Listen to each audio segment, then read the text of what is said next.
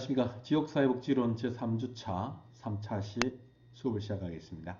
자, 이번 3차시 수업은 지난 시간에 이어서 영국과 미국의 지역사회복지의 역사적 전개 과정에 대해서 살펴보도록 하겠습니다. 네, 먼저 영국의 지역사회복지 역사에 대해서 살펴보겠는데요. 자, 영국과 미국의 역사적 전개 과정의 틀은 큰 틀에서는 대동소이하다라고 이해하시면 될 것 같고요. 세부적인 내용들을 중심으로 한번 살펴보도록 하겠습니다. 자, 먼저 영국의 역사를 한번 살펴보도록 하겠습니다. 자, 영국의 역사에서 기본적으로 우리가 학습을 해야 되는 부분인데요. 지금 엘리자베스 빈민법이 1601년이라고 표기가 되어 있습니다. 자, 영국의 사회복지의 제도적인 차원에서의 출발이라고 하는 시기가 바로 이 엘리자베스 빈민법의 제정이다라고 보시면 되겠습니다. 자, 엘리자베스 구빈법, 빈민법 이런 표기를 많이 사용을 하는데요.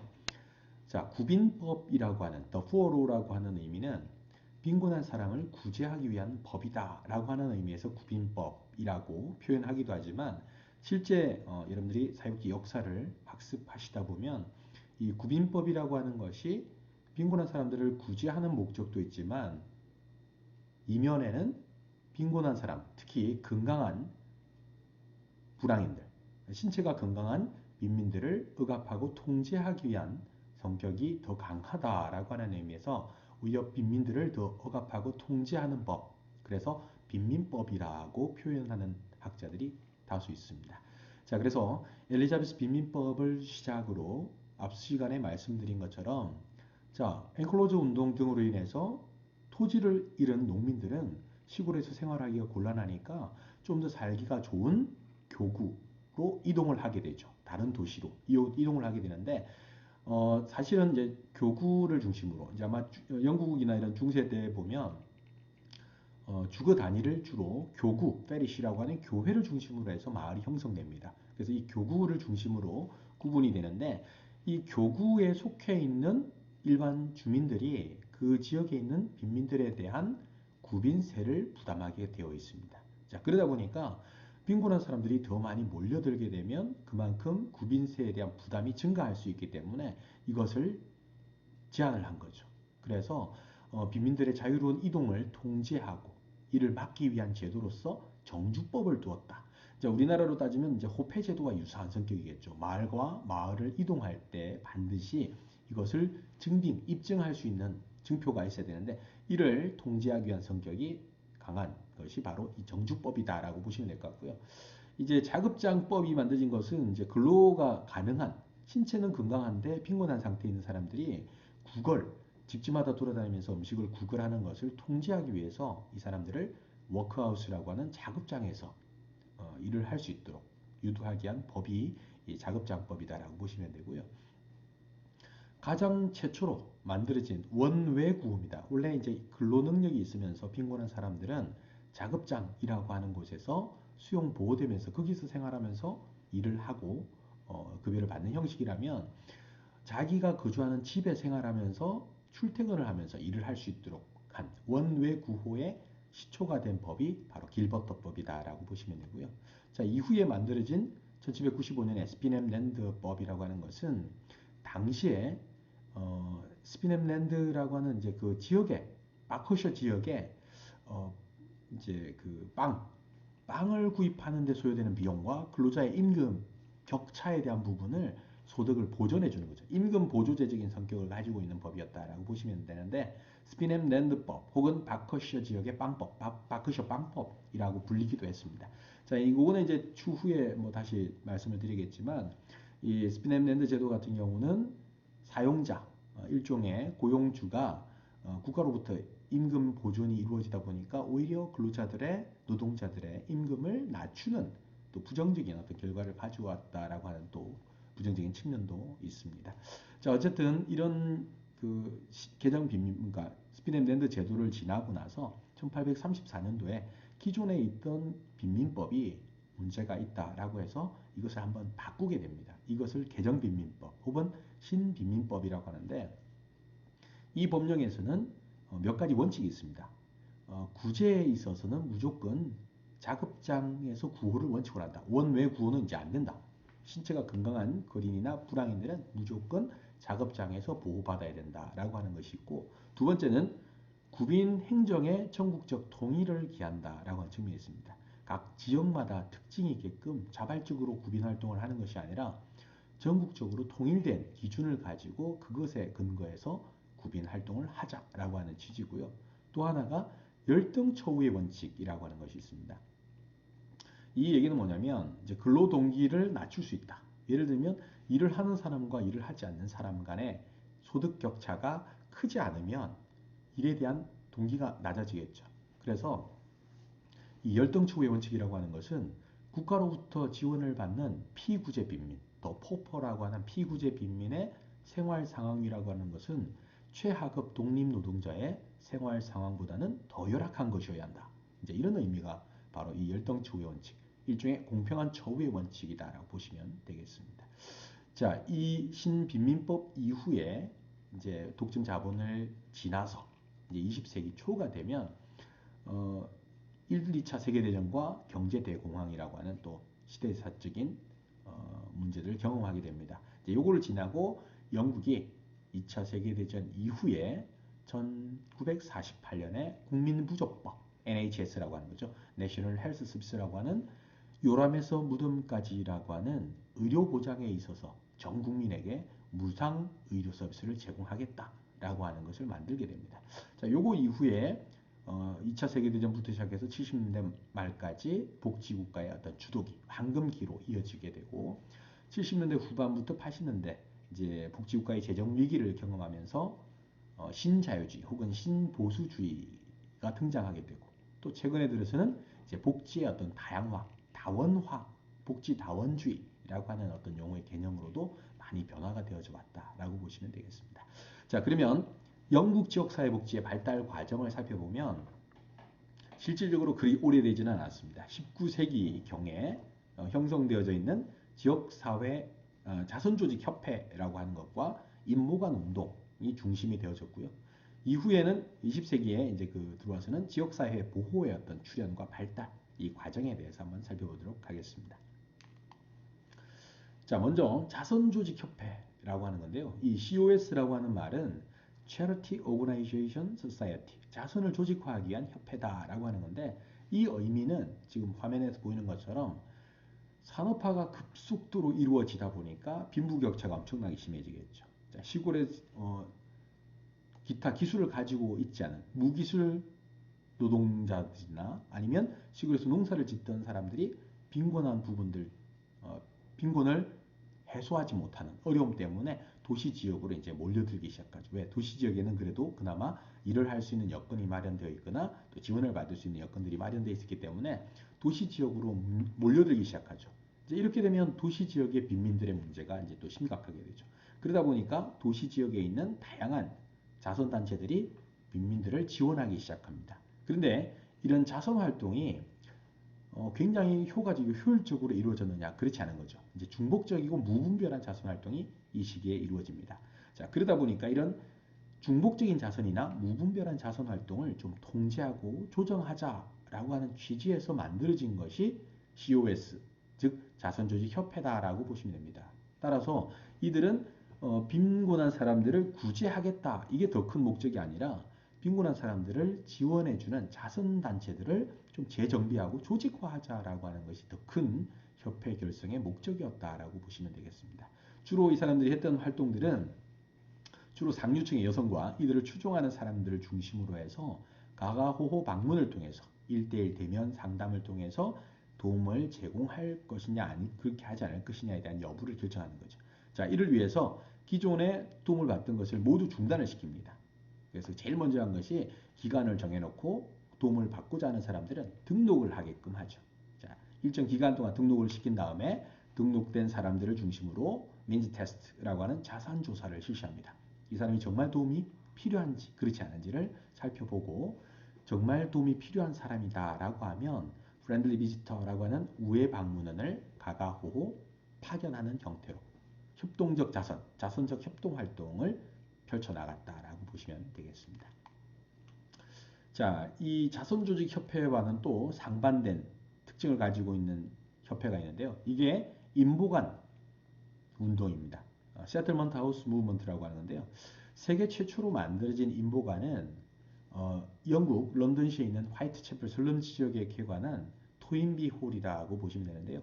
실제 이 토인비 홀의 의미는 이런 지역에 있는 슬럼가에서 생활하고 있는 사람들에게 도움을 제공하다가 사실은 이제 폐병으로 사망을 한 아놀드 토인비라고 하는 친구를 기리기 위해서 이 토인비 홀이라고 하는 인보관을 이제 명명을 했다 이렇게 보시면 되겠고요.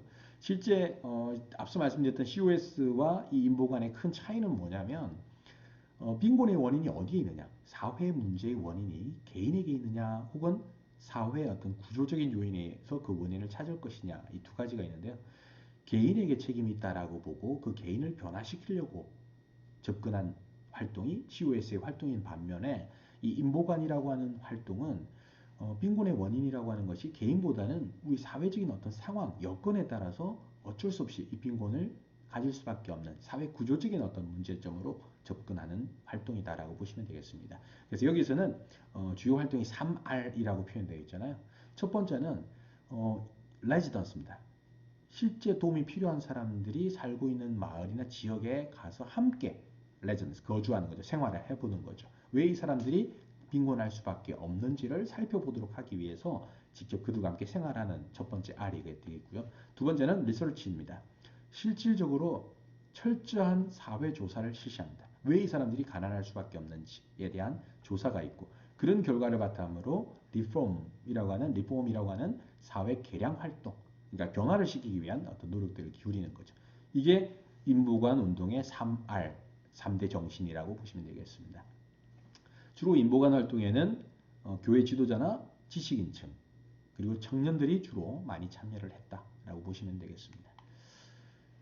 자, 이후에 영국은 지역사회 보호로 이제 COS나 인보관 활동을 지나서 이제 1900년대에 들어서면서 1, 2차 세계대전을 경험하게 되고 또 경제대공황을 경험하게 되잖아요. 이런 과정에서 이제 나타난 겁니다. 사실 1920년대부터 이제 영국 사회에서 중심으로 이제 어떤 것들이 일어나냐면 시설 중심의 어떤 보호. 사실 20세기가 되기 이전까지의 사회복지 급여나 서비스가 필요한 사람들은 대개 시설에서 보호를 받게 됩니다. 이제 시설 보호가 기본적으로 근간을 이루었다라고 보시면 될 것 같은데요. 사실 이것이 1920년대가 되면 시설에서 보호받고 있는 사람들의 생활 상황이 굉장히 열악하거나 인권을 침해당하는 일도 잦고 이런 것들이 언론을 통해서 공공연하게 보도되어지고 이런 과정을 통해서 시설을 벗어나자라고 하는 탈시설화에 대한 논의가 한참 이루어지게 됩니다. 이런 과정에서 지역사회 차원에서 지역사회에서 본인이 거주하는 집에서 관련된 급여나 서비스를 받을 수 있도록 하는 지역사회 보호에 대한 관심이 늘어나게 되고 이런 과정을 통해서 시설 중심의 보호에서 지역사회 중심의 보호라고 하는 이 패러다임의 어떤 변화 과정을 거치게 됩니다. 자, 이런 과정을 거쳐서 앞서 말씀드린 NHS 국민보건서비스가 1946년에 제정이 되어지고 48년에 이제 시작이 되죠. 그리고 아동복지법 여러분들 혹시 2002년도에 상영한 에블린이라고 하는 아마 영화가 있을 겁니다. 이 영화도 사실은 이 1940년대 중후반, 50년대 초반 이 시대를 배경으로 해서 만들어진 영화이기도 한데요. 실질적으로 당시에 영국의 아일랜드 법에서는 양부모, 아버지와 어머니가 두 분이 다 계시지 않을 경우에는 그 보호의 책임이 국가에게 있다라고 하는 법이 있었습니다. 그래서 부모 중에서 한 분이 사망을 하거나 이혼을 하거나 도망을 가거나 뭐 여러 가지 이유로 인해서 한 부모님에 의해서 양육이 되어질 경우는 성인이 되기 이전까지 수도원이나 수정원에서 기숙학교에서 생활을 할 수밖에 없는 이제 이런 구조였죠. 이 영화에서는 이 아버지가 주인공인데요. 이 아버지가 국가를 상대로 해서 이 법의 위헌, 헌법에서 정하고 있는 부모의 자녀를 양육할 수 있는 기본적인 권리를 침해했다라고 하는 것을 이유로 해서 이 법을 개정하고 결국은 여기서 말하는 카티스 위원회에서 시설보다는 지역의 양부모에게라고 하는 것처럼 다시 아이들이 거주하는 지역사회 가정으로 돌아갈 수 있도록 만든 이런 제도들이 있습니다. 이런 부분들은 추후에 다시 설명을 드리도록 하겠습니다. 자, 지역사회 보호가 발달하는 과정입니다. 1950년대부터 70년대까지 내용을 좀 살펴보면 정신위생법을 1959년에 영국에서 제정이 됩니다. 우리나라 같은 경우는 정신보건법이라고 하는 것이 1995년에 만들어졌으니까요.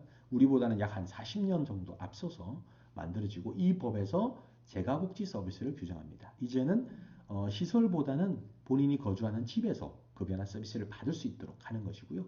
당시에 또 보수당 정권에서 제안을 했던 것이 보건과 복지, 재가복지 서비스의 개발이라고 하는 것을 제안을 하면서 재가복지 서비스의 정책을 좀 더 본격화하기 시작합니다. 자, 그러다 보니까 아무래도 시설이나 병원에서의 생활보다는 집에서의 생활이 훨씬 더 보편적으로 받아들여지는 이제 상황이 된 거죠. 그러다 보니까 정신병동이 굉장히 줄어들게 되고 이 장애인들이나 도움이 필요한 사람들이 지역 내에서 자립을 할 수 있도록 지원해주는 형태로 변화가 되어졌다라고 보시면 되겠습니다. 이제 이런 과정에서 1950년대 탈시술화 정책에 따라서 노인복지주택이 굉장히 활발하게 이 시기에 건립이 되어지게 된다라고 보시면 되겠습니다. 자, 70년대가 되면 이제 그 극적인 변화가 일어납니다. 이건 이제 공공전달 체계의 변화라고 하는 건데요. 1968년도에 시범 보고서가 제출이 됩니다. 이것도 이제 뭐 뒤에서 말씀드리겠지만 실제 이런 위원회의 수장, 위원장을 맡고 있었던 사람이 시범이었는데 이 위원장에 대개 이름을 명명을 하는 경우가 많습니다. 결과 보고서. 어떤 위원회 보고서가 아니라 시범 보고서, 뭐 바클레이 보고서, 그리피스 보고서 이렇게 나오는 이유가 그 위원회의 위원장을 맡았던 사람의 이름을 따서 붙인 이름이다라고 보시면 되겠고요. 1968년에 시범 보고서가 나오기 이전까지는 각 지역마다 아이들을 지원해주는 부서, 뭐 아동복지부, 노인을 지원해주는 노인복지부, 뭐 여성복지부 이렇게 부서가 다 나뉘어져 있어서 개별적인 어떤 대상에 대한 서비스를 주로 많이 지원했는데 반해서 이 시범보고에서는 가능한 한 통합적인 어떤 관점에서 접근을 하자. 그래서 기존에 있던 국민보건서비스의 어떤 개편이라든지 하는 그런 문제들도 물론 있었고요. 이 시범보고서에서는 지방정부 차원의 사회복지서비스국 혹은 사회복지서비스부를 만들어서 통합적인 서비스를 하자.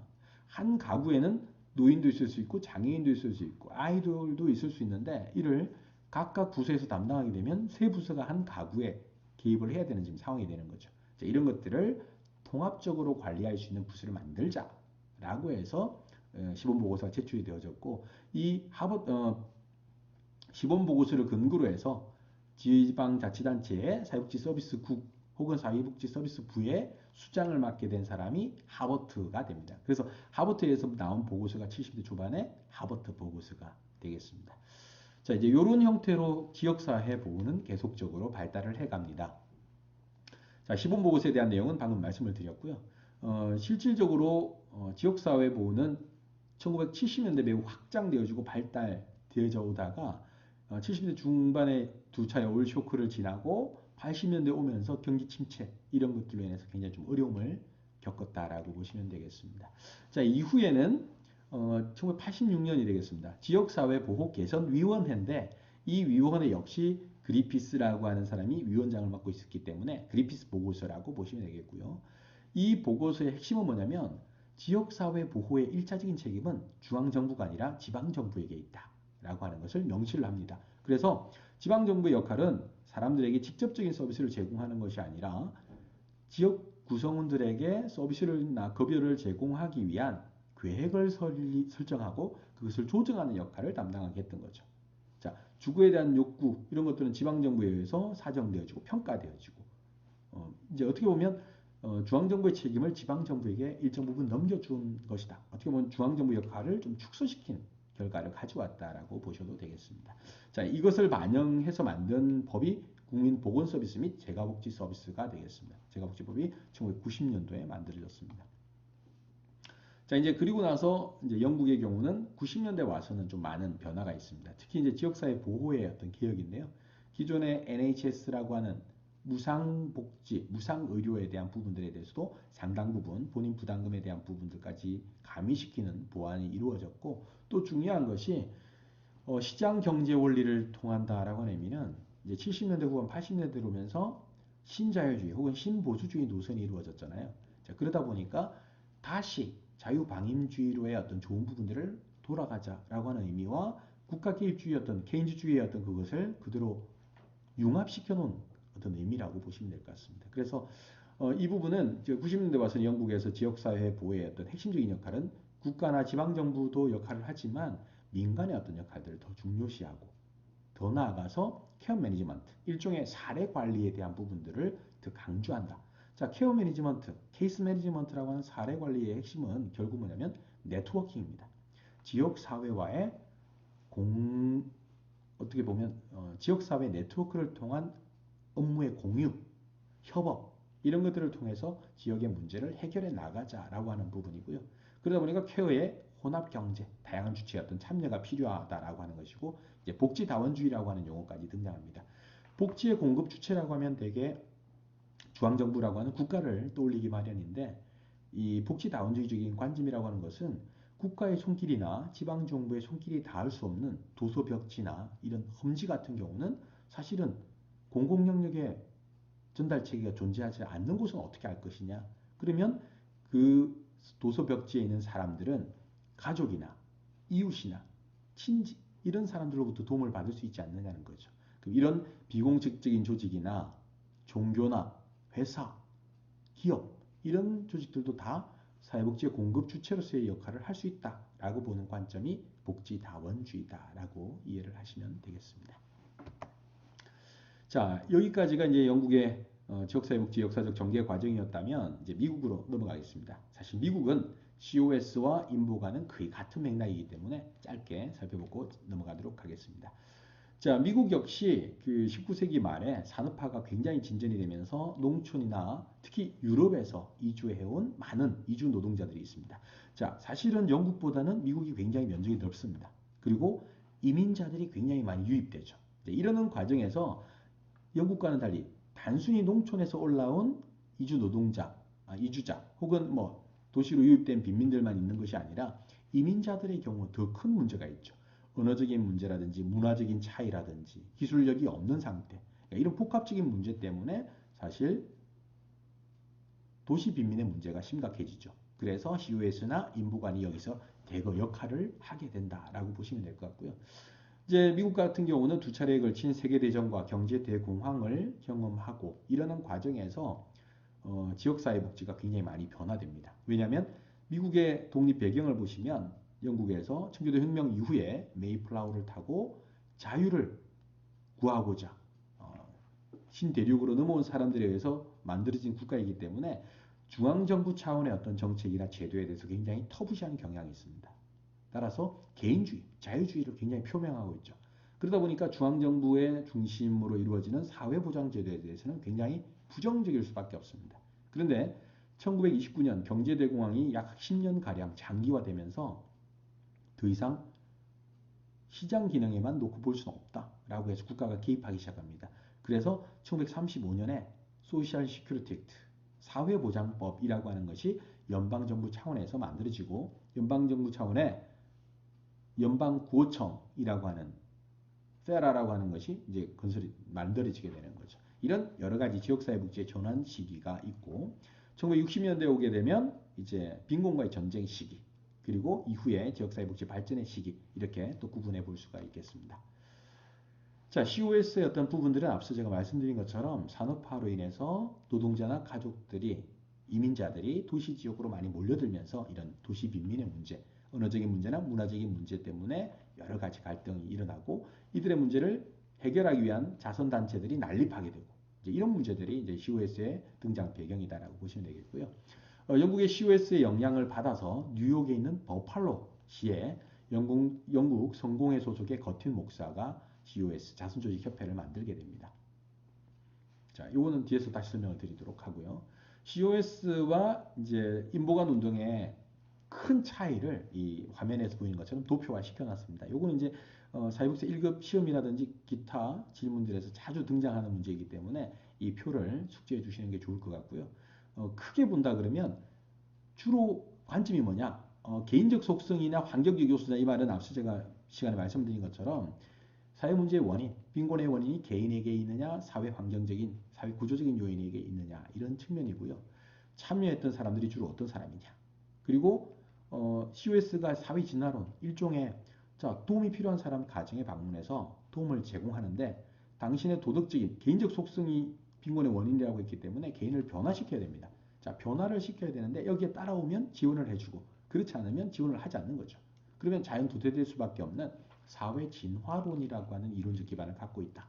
자, 그러나 COS에 비해서 인보간의 경우는 다소 자유주의적이지만 급진적인 빨리 변화, 사회 구조의 어떤 변화를 꾀하기 위한 급진주의나 이런 자유주의를 기반으로 활동을 하였다라고 하는 것들. 이제 이런 내용들을 좀 구분해서 이해해 두시면 되겠습니다.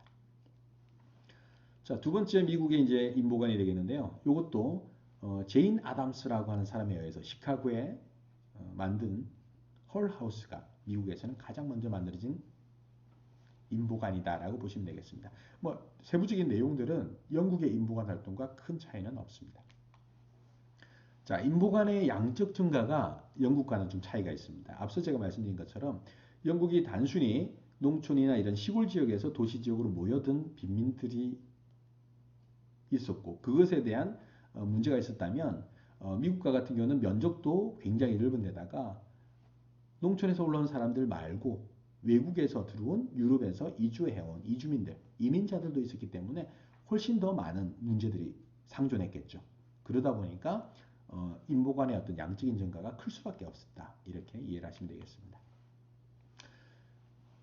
자, 인보관은 앞서 우리가 말씀드렸지만 우리나라에도 마찬가지고 인보관은 현재 의미의 지역사회복지관, 미국 같은 경우는 근린지역사회센터, 커뮤니티 센터의 어떤 역할을 하고 있다라고 보시면 되겠습니다. 자, 미국은 이제 대공황 이후에 지방 중심의 사업들이 국가적 차원으로 이제 확대가 되어 있죠. 특히 공공의 관심을 더 주정부가 아니라 연방정부의 개입이 이루어졌다라고 보시면 되고 사회보장제도도 35년에 도입이 됩니다. 자, 이게 우리나라 사회복지 전문 요원 제도가 만들어진 것하고 거의 유사한 거죠. 그래서 우리보다는 훨씬 앞섰지만 미국에서도 공공 영역에 인력이 부족하기 때문에 민간 영역에 있는 전문가들을 사회보장 제도가 시행되는 연방정보구호청이라고 하는 연방구호청에 많이 유입을 시켜서 활동을 했다라고 보시면 되겠습니다.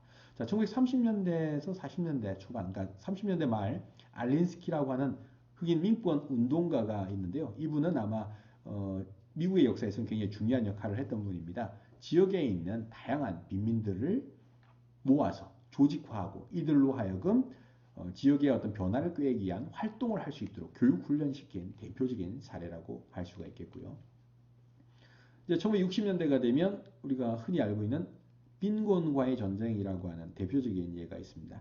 실제 이 빈곤과의 전쟁을 시작하게 된 배경은 존 F 케네디 대통령이 미국을 순방하는 중에 경제적으로 굉장히 부유한 미국이라고 하는 사회에 큰 마철루, 빌딩 숲 사이에 굉장히 어렵게 생활하는 빈민가가 있다는 사실을 목격하고 미국 속에 또 다른 미국, 미국 속에 또 다른 미국이라고 하는 안타까움을 자아내게 한 거죠.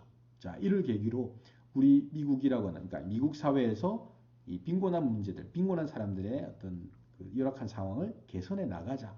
그래서 빈곤과의 전쟁을 선포합니다. 이제 그러는 중에 이제 암살을 저격을 당해서 사망을 하게 되죠. 뒤이어서 존슨 대통령이 이를 이어서 1964년에 빈곤과의 전쟁과 관련된 정책을 선포합니다. 대표적인 예는 빈곤한 사람들은 대개 빈곤한 상황에서 벗어나지 못하는 어떤 특별한 이유가 있을 것이다 라고 보는 거죠. 이제 가령 우리가 오스카 루이스의 빈곤 문화론이라고 하는 이제 책을 보면 빈곤한 사람들의 가정을 보면 이제 조혼을 하는 경향이 있습니다. 이런 나이에 결혼을 하게 되고 이제 그 조혼을 하게 된 배경이 자, 부모들이 굉장히 열악한 상황이다 보니까 아이를 양육하기 위해서 일을 하러 나갑니다. 그러면 아이들만 남게 되고 이 아이들이 빨리 성에 노출이 되어지는 거죠. 그러면 성경험을 하게 되고 자녀를 갖게 되고 또 출산을 경험하기 때문에 다시 조혼을 시키고 자, 조혼을 하게 되면 그만큼 아이를 가질 수 있는 가능성이 많기 때문에 다산의 또 경험까지 있습니다. 자, 이렇게 빈곤이 계속적으로 악순환될 수밖에 없는 고리를 갖고 있는 거죠. 자, 이 연결 고리를 끊을 수 있는 유일한 방법이 교육이라고 보았습니다. 그래서 사실 이 빈곤과의 전쟁 정책 중에도 하나가 헤드스타트 프로그램이라고 하는 조기 교육 프로그램이 제안이 됩니다. 이제 이 프로그램의 경우는 출발선이 다른 빈곤한 계층의 아이들에게 일반 가진 유산자 계층의 아이들과 똑같은 어떤 양질의 교육을 받을 수 있도록 조기에 교육을 시키고 이 교육을 통해서 아이들이 스스로의 삶을 개척해 나갈 수 있도록 지원하자. 라고 하는 이런 프로그램들이 대거 있었고요. 자콥스라든지 뭐 이런 여러 가지 프로그램들이 이 시기에 빈곤을 탈출할 수 있도록 지원하기 위한 제도로서 만들어졌다라고 보시면 되겠습니다. 물론 여러 가지 문제들이 그 당시 어떤 정치, 경제, 사회적인 상황과 맞물리면서 실효성 없이 끝나는 프로그램들도 꽤 많이 있고요. 다만 우리가 이 빈곤과의 전쟁 시기에 주목할 점은 흑인이라든지 흑인운동이나 빈민운동에서 자치적인 풀뿌리 대중조직을 형성해 나간다라고 하는 이런 계기를 마련했다라고 하는 데서는 큰 의미를 가진다라고 보시면 되겠습니다. 자, 그리고 이제 70년대 말 80년대가 되면서 이제 레이건 정부의 보수당 정권이 집권을 하면서 신자유주의 노선이 도입이 된다라고 하는 것을 앞서 말씀드렸습니다. 기존에 국가가 사회복지에 너무 지나친 복지 예산을 지출을 했기 때문에 국가의 재정 위기를 가져왔다라고 하는 측면에서 복지의 예산을 줄이기 시작하는 거죠. 즉 다시 말씀드리면 국민들의 부담은 줄이고 효율은 높이고 이렇게 되면 어떤 문제가 생기느냐? 불평등의 문제가 나타나기 시작합니다. 사실 어떻게 보면 미국 사회의 불평등 문제는 1980년대 이후부터 또 지속적으로 증가해 왔다 이렇게 또 보셔도 좋겠습니다. 자, 그러면서 이제 미국 사회에서도 복지에 대한 개혁이 있는데 사실 미국 사회 같은 경우 우리나라의 지역사회 개발과는 좀 다른 민간 주도의 어떤 활동들이 많이 일어납니다. 그래서 미국 사회 같은 경우는 자발적인 민간 중심의 지역사회 중심의 민간 비영리 조직들을 중심으로 해서 이런 지역복지 활동들이 꽤 활발하게 이루어져 왔다 이렇게 이해를 하시면 되겠습니다. 자, 미국과 영국에 대한 역사적 전개 과정을 살펴봤는데요. 마지막으로 문제 하나 풀고 마무리하겠습니다. 자, 인보관 운동에 관한 설명으로 옳지 않은 것입니다. 보기가 5가지가 있겠는데요. 자, 이 보기 중에 정답을 찾으시면 되는데요. 정답은 두 번째, 1대1 방문 서비스를 원칙으로 했다. 자, 1대1 방문을 원칙으로 했다는 것은 인보관이 아니라 자선조직협회가 되겠습니다. 네, 우리가 지역사회복지론 제3주차 강의에서는 지역사회복지 기초 개념으로서 이론으로서 지역사회복지 역사적 전개 과정, 역사 이해하기라고 해서 우리나라와 영국과 미국의 역사적 전개 과정에 대해서 살펴보았습니다. 네, 이상으로 지역사회복지론 제3주차 강의를 마치겠습니다. 감사합니다.